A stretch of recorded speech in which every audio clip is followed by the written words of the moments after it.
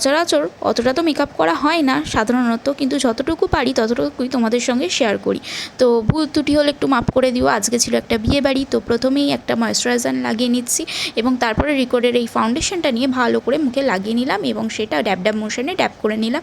আর আমি সত্যি কথা বলতে অত ভালো মেকআপ পারি না, আর যা যা জিনিসপত্র দেখছো সব কিছুই আমার বোনের, বিকজ ও খুবই প্যাশনেট এইসব মেকআপ ফেকআপের। আমার অত নয়, আমার মিনিমাম যতটা থাকার ততটাই আছে। এবং তারপরে একটা পাউডারটা লাগিয়ে নিলাম। এই পাউডারটা লাগানোর পরে দেখলাম মুখটা অতিরিক্ত ফর্সা লাগছে। তারপর মুখ থেকে ঝেড়ে ঝেড়ে সব পাউডার ফেলে দেওয়ার পরে এখানে লাগালাম একটা ব্লাশটাও খুব সুন্দর ছিল, ওর খুব সুন্দর মানে পিগমেন্টেশন দিয়েছে। এবং তারপরে এখানে আমি কন্ট্রোল করে নিচ্ছি। কন্ট্রোলটা আমি পারি না, তাও আজকে দেখলাম চেষ্টা করে পারি কি না, দেখলাম ভালোই লাগছে মুখটা একটা শার্প টাইপের লাগছে। আর আই মেকআপটা আর লিপস্টিকটা ক্যামেরা বিহাইন্ড দ্য সিন আমি করে নিয়েছিলাম, কারণ আমার ফোনের চার্জ শেষ হয়ে গেছিলো তাই। তো দেখো তোমাদের কেমন লাগছে আমার লুকটা, 10 আউট অফ 10 কত দেবে?